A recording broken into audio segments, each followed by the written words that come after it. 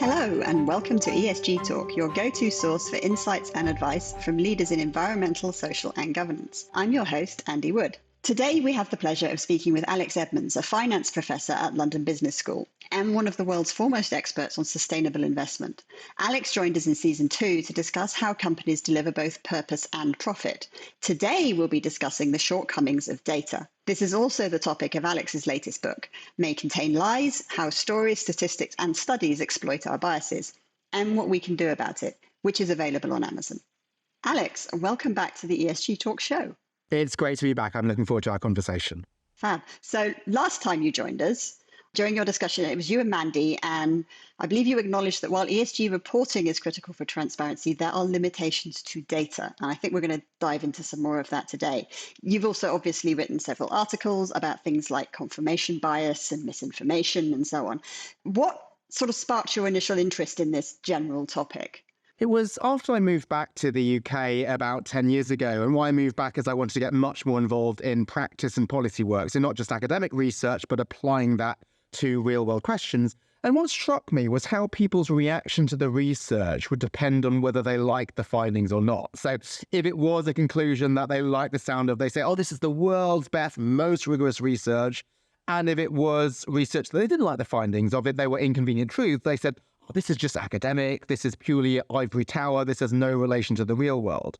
So they actually never looked at the rigor of the research or the methodology. It was just the conclusion that affected people's receptivity. And why this matters is there's so much information out there at the moment which could guide us to making better decisions. But if we only latch on to what we want to hear, then we're missing out a huge amount of information, and this can lead us to be making misinformed decisions. Absolutely. And a few years ago, just to continue diving into where you've already discussed some of this, you gave a TED talk, which was entitled What to Trust in a Post-Truth World.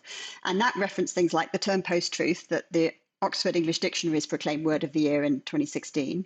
And in your speech, you also said that the biggest problem is not that we live in a post-truth world, it's that we live in a post-data world. So can you provide some sort of thoughts on the nuances of that distinction between truth and data? And then we can talk about the fun bit, which is the implication it carries for how we navigate truth and data.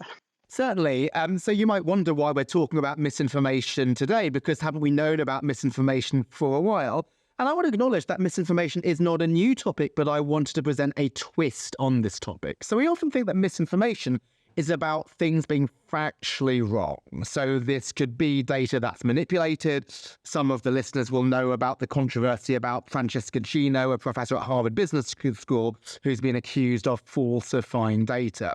So we know that data can be falsified, and we know that the response to that should be to check the facts. And these facts could be, were there truly weapons of mass destruction in Iraq, or checking Obama's birth certificate?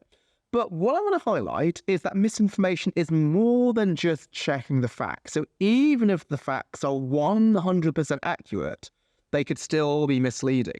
And that's the difference between facts and data, and that's why I referred to a post-data world. So we now look at not data, but anecdotes. We take one isolated case and we like to over-extrapolate from that particular case.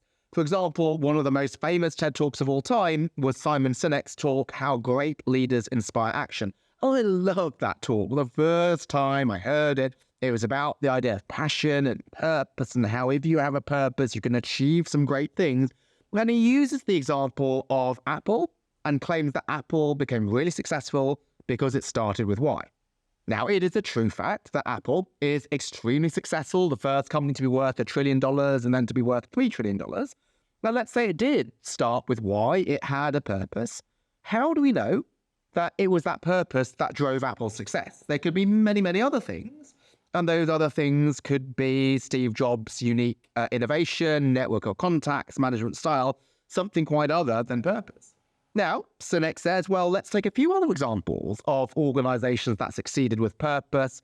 This is why Wikipedia surpassed Encarta to be the fountain of knowledge. This is why the Wright brothers beat Samuel Pierpont Langley to launch the first test flight. But those are, again, cherry-picked examples. If you would want to study whether starting with why leads to success, you would approach this like a clinical trial. So in a clinical trial, You take some people, you give them a drug, so you see how they do. You take some other people and give them a placebo, which is no drug, and see what happens.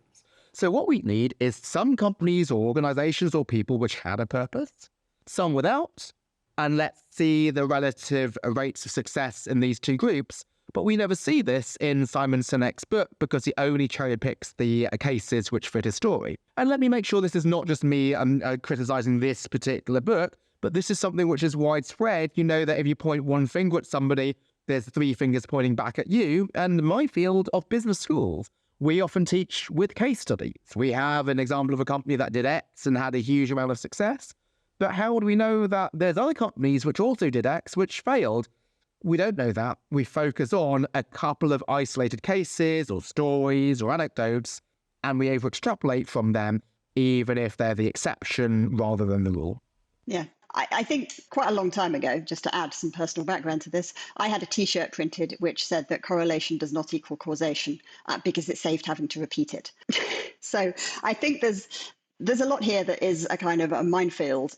And I'm glad that you did mention that business schools use case studies, and also that a lot of the work that we talk about and a lot of the research that we talk about also talks about things like case studies and stories and anecdotes in order to illustrate what it is that it's doing. So if we know that those are not data, but also we know that they're really good for communication, and what are the implications for how we use this information to navigate data and truth in the present day? Yeah, this is a really important question, Andy, because we still do need stories and anecdotes because they're powerful and because they're memorable. What you want is you want people to take action, and they're much more likely to remember a story than a statistic or a regression coefficient. So what I think we need is the 1-2 punch. Like, we want to have the story to get people to lean in, but then we need to back it up with large-scale evidence which reinforces that. And so what you have in Start With Why is you have those examples, but there's no study behind it to show that in general, besides Apple and Encarta and the Wright brothers, that why is successful. But then in some of the work that I do academically, I will work on, say, the importance of employee satisfaction. I will have in my own TEDx talk an example of a company that treated employees well and did well, and then say, well, there's large-scale data behind this. But what we need is not just data behind it, we need evidence behind it. And so what's the difference? And this is the idea of correlation v causation that your T-shirt highlighted. As you might think that if my criticism or my concern is that we only have 1 or 2 data points, isn't the solution to have hundreds of data points? Well, even that is not enough. Why? Well, we first talked from truth to data, but now I want to move one level above from data to evidence. What is the difference between data and evidence? Well, what is evidence in a criminal trial? Evidence is something which supports one culprit and rules out other culprits. So it's not evidence if it's consistent with multiple different culprits, because this doesn't tell you who was guilty. And similarly, in our current setting, evidence is only evidence if it supports one explanation, not alternative explanations. So let's give an example. So a lot of my work is trying to look at the link between sustainability and performance, but just to show that sustainable companies perform better. This doesn't tell you, is it sustainability that causes better performance? Or better performance causes sustainability? Or are there third factors that affect both? Maybe a great manager both improves the sustainability of her company and also improves the financial performance. And you're right, Andy, is that most people know that correlation is not causation. But what is striking is that if you like the causation being paraded, your critical thinking faculties suddenly get switched off and you never show that discernment because of the confirmation bias that we've mentioned previously. I think one of the other effects we also see is it seems to be more effective if the causation that is being presented to someone is also relatively simple. You talk there a lot about how we might have more than one factor that we need to examine that might be the causal factor.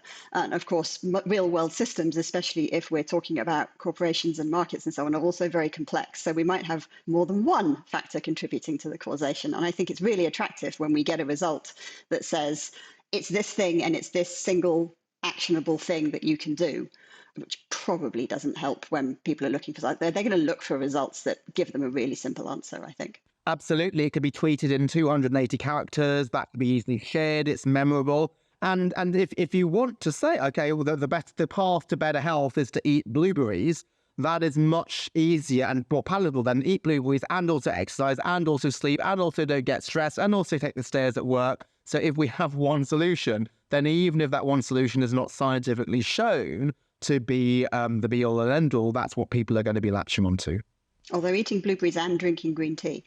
Yeah. So we've already mentioned sustainability a little bit, so we should probably spend some time connecting this discussion of data and evidence and so on to ESG reporting at least. So our series theme this season is strength in numbers, partially focused on the fact that data is very important for transparency, but also credibility and transparency. It's no good just being transparent with something if that something doesn't have that evidence to back it up. So measurement is critical, but some ESG issues are, so shall we say, much easier to measure than others. And of course, some of them are going to fall into that complex category as well. So what would you say is your assessment of the current quality of the ESG metrics that we're working with, especially given complexities in measuring in that social area? So I would say that the glass is half full as well as half empty. So there are many people who say ESG metrics are completely broken. Until we have common standardized ESG metrics which cover everything, then we are never going to be making progress on this.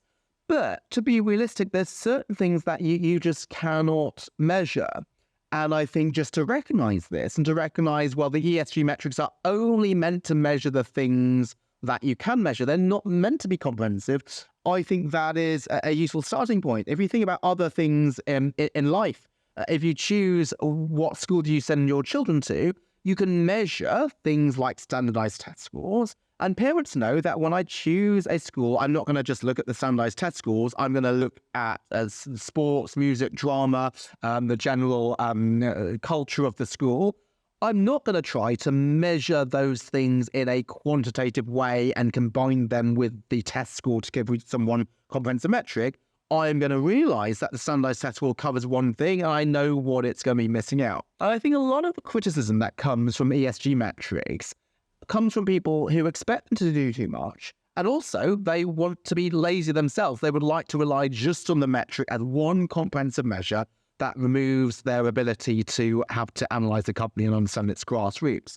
And so let me just give a couple of examples in this. So perhaps the most common ESG metrics are carbon emissions, because people really care about climate change. But no matter how great that carbon emissions metric is, they're going to be missing out many other factors. Let's say you're Novo Nordisk and you have some drugs which reduce obesity. Now, those drugs will have a plastic footprint and therefore a carbon footprint. They need to be manufactured.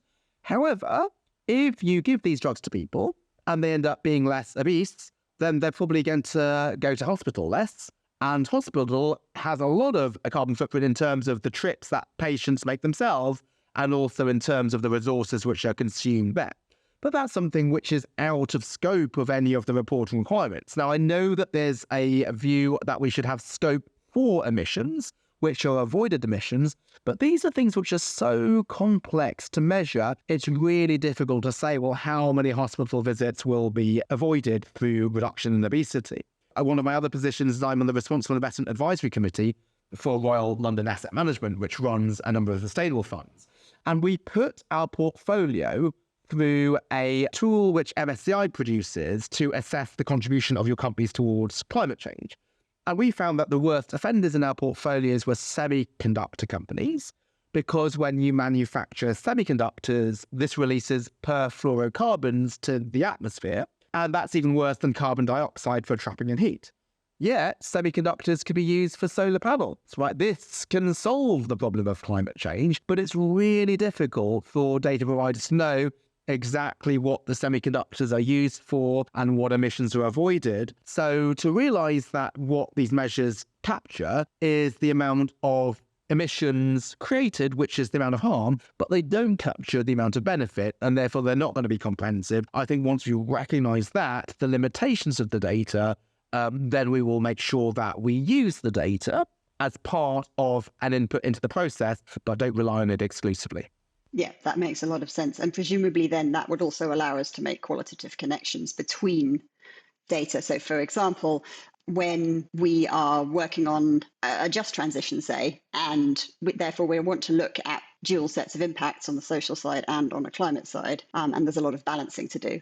I had a very good conversation at a conference with someone who was trying to balance animal welfare versus emissions, with the acknowledgement that some of the measures they would take to improve animal welfare would probably increase emissions.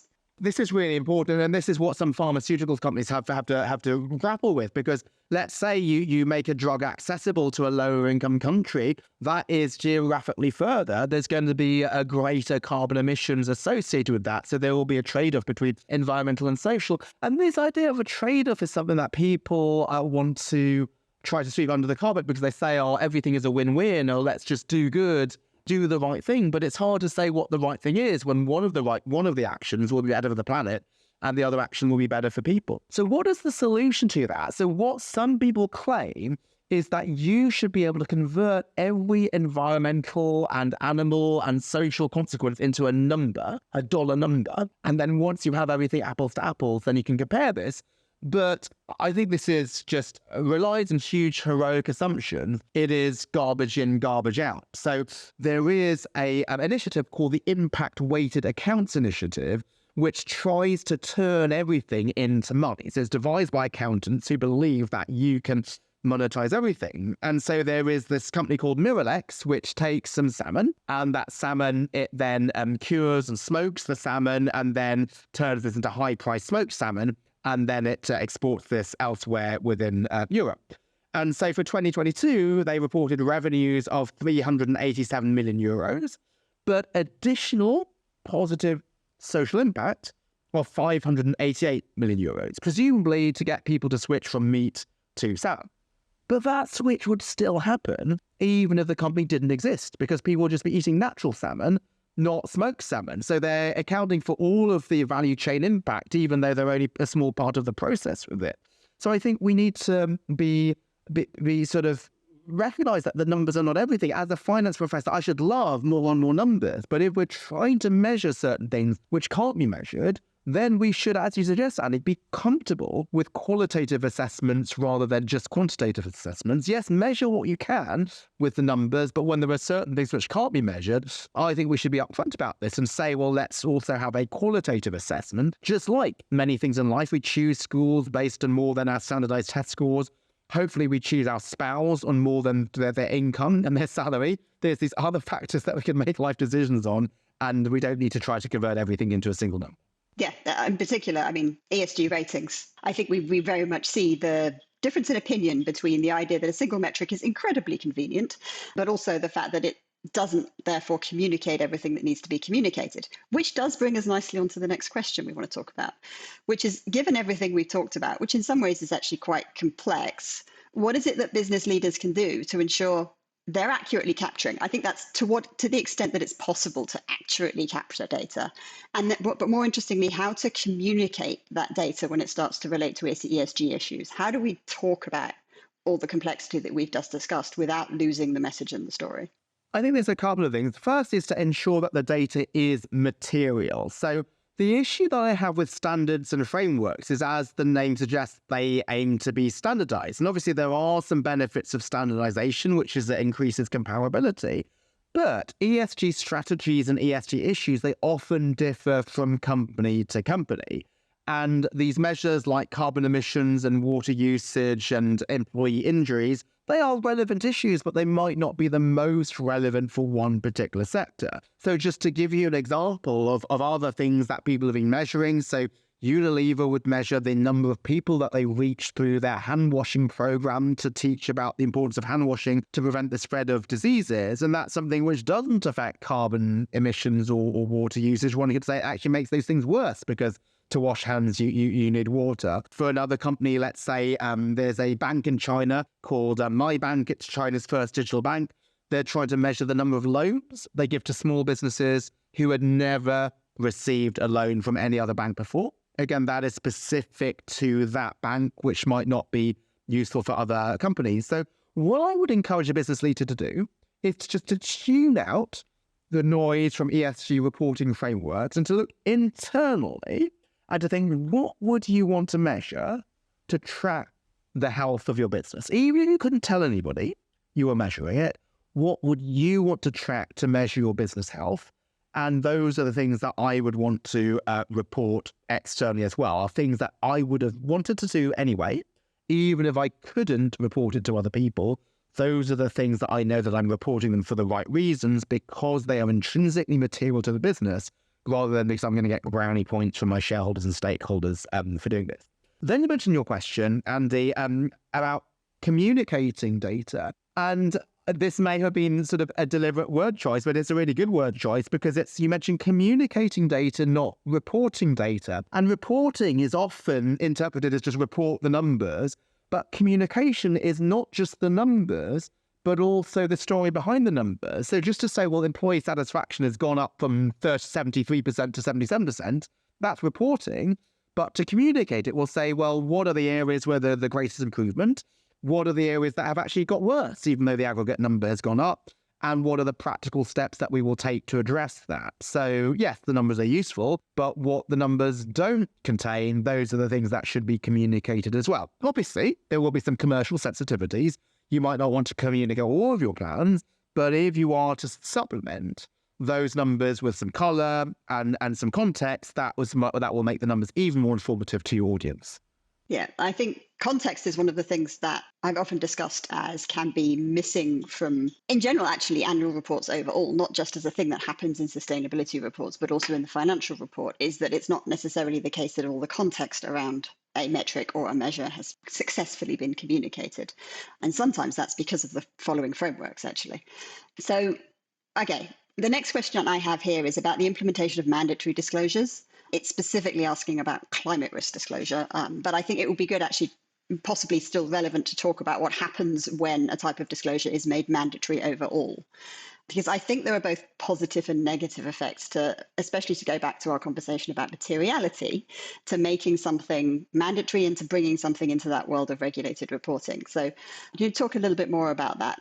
Yes. So many people think more information is always better. And that seems to make sense, because let's say the information was completely immaterial and completely irrelevant, you could ignore it. So information can never be negative, because even if it had no value, just ignore that. But that would exist in a completely irrational world where everybody is making correct decisions. But we don't live in that world. We live in a human world. And it may well be that in a human world, people do pay attention to measures which are not that relevant because they are made salient. So we saw this with quarterly earnings reporting. So even if quarterly earnings are not that relevant for a company because its strategy is long-term growth rather than short-term earnings, the fact that quarterly earnings are reported will mean that some investors will latch onto that. And managers will know that because their investors are going to be looking to that, then they will be managing according to the earnings. We can see the same with standardized test scores within education. And therefore, what is the issue then with ESG? Because isn't climate such an important thing? Well, it is important, but it's not the only important thing. As I mentioned, you can improve your climate metrics by, if you're a pharmaceuticals company, by not shipping your drugs, even if they're for free, to some developing countries which might really benefit from them. And also, in terms of climate metrics, you can improve your climate metrics in some ways which are not good for wider society. So there is academic evidence behind this, which shows that there are some companies that sell their polluting plants to somebody else. That obviously improves their carbon metrics because those plants are not part of their portfolio. But if they go to another company and that company continues to operate it and actually operates it less efficiently than you would do yourself, then actually the net carbon emissions to the world go up. So what we want to do is we want to decarbonize the world, but decarbonizing the world doesn't necessarily mean decarbonizing your portfolio or decarbonizing a company, because if the way in which you achieve decarbonization of one individual company is to sell the polluting assets to somebody else, it's like clearing up the trash in your garden by throwing it off over the fence to your neighbor. That's not actually achieving a good in the world. So if people recognize the limitations and they looked at not just the numbers, but what the numbers are not containing, such as access to medicines by people in different countries, or the journey to those numbers as we're actually holding on to our problematic assets and trying to increase their efficiency, then there'd be no problem with the mandatory reporting. But because people might take an knee-jerk reaction to those numbers, there are some concerns behind it. And that's why a lot of my message, and this is why there's been a great conversations to highlight, well, what do the numbers not contain? There's another good example actually in biodiversity, because if you take an area of land that a company owns, if they just try and maximize their biodiversity number or rating for that, as in they just blanket increase the diversity of their piece of land, on a global scale, they might remove a niche habitat that was holding some species that couldn't possibly live anywhere else, and they decrease global biodiversity.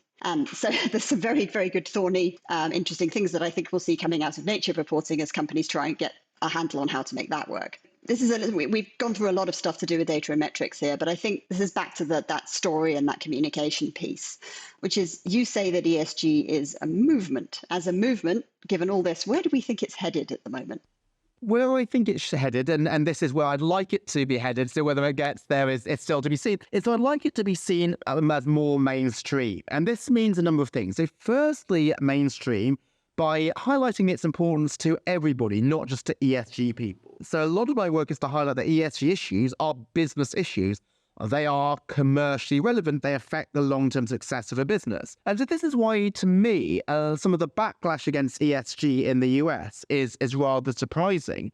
So in general, some Republicans are concerned about it because they believe that it's at the expense of business success. They are the party of big business. But if indeed companies that manage their ESG issues well and take advantage of ESG opportunities are more financially successful in the long term, then I would want to embrace ESG properly practiced rather than trying to diminish it. But another aspect of becoming more mainstream is to get people more comfortable with it rather than doing ESG by numbers. So whenever you're learning something for the first time, you might do it by numbers. So there might be a paint by numbers approach. Or if you first learn to hit a forehand in tennis, you might think, well, first I split step, then I'll turn my body so it's square to the ball. I'm going to take a backswing, which is going to loop, and I'm going to hit the ball and follow through over my opposite shoulder. Now, when you first hit the ball, you're going to think through every single step like that. But then after a while, then you will do it naturally, and you won't need to think about it deliberately anymore. And I think initially, when people are at the early stages of ESG, they might want to focus on the stuff that they measure and think about these things in quantitative ways and only look at data if they can compare it. But when people become more expert, then they are able to form an overall judgment based on qualitative factors. It's just like if you are a movie critic or a food critic, you don't compare food based on the carbohydrate and protein and salt content.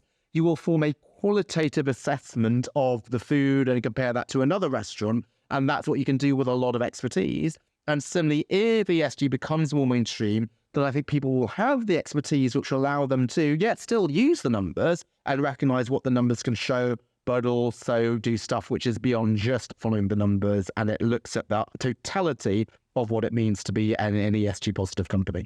Well, as well as explaining why I've never been very good at tennis, I think that also is a really good explanation of something that companies can really do to evolve their ESG reporting. Thank you again for joining us today, Alex. It was great to have this conversation. Thanks so much for inviting me, Andie. Thank you for joining us for this episode of ESG Talk, brought to you by Workiva, the world's only unified platform for financial reporting, sustainability, audit, and risk. If you enjoyed this episode, I recommend revisiting that first episode with Alex from season 2, Applying an Economic Lens to ESG. And also be sure to check out Alex's latest book, May Contain Lies, How Stories, Statistics, and Studies Exploit Our Biases and What We Can Do About It, available on Amazon. In the meantime, please rate and review us on Apple Podcasts and subscribe to see future episodes on Apple, Spotify, or YouTube. We'll talk again soon.